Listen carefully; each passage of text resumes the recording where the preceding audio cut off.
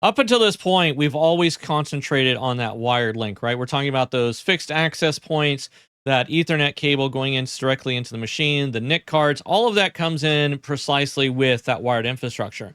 But wireless changes that. We change how we interact within that wired infrastructure by using a wireless medium.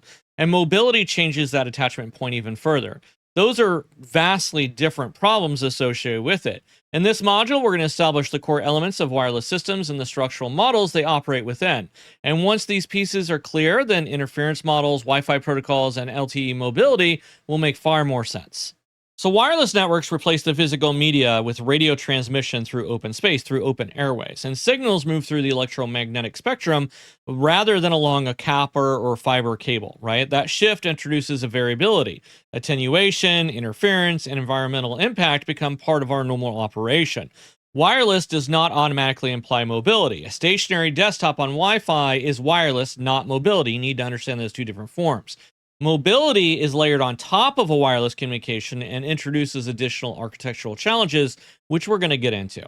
Now, just like wired hosts, wireless hosts operate at the edge of the network. They run applications, generate traffic, rely on those lower layer protocols just like wired hosts do. What differs is how they attach and how stable that attachment remains across the internet. Some devices rarely move but benefit from those flexible deployments. Others transition between attachment points frequently.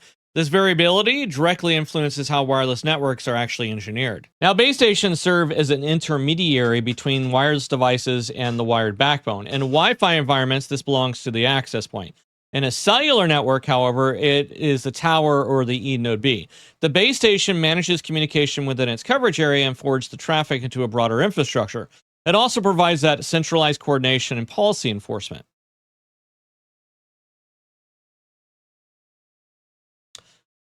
A key point is that a wireless link is not a private pathway like an Ethernet cable is. It is a shared medium in which multiple devices transmit within overlapping ranges. Signal quality varies with distance, opticals, and interference from other devices, and transmission rates adapt dynamically based on those environmental conditions. Because the medium is shared and unstable, coordination mechanisms are incredibly essential.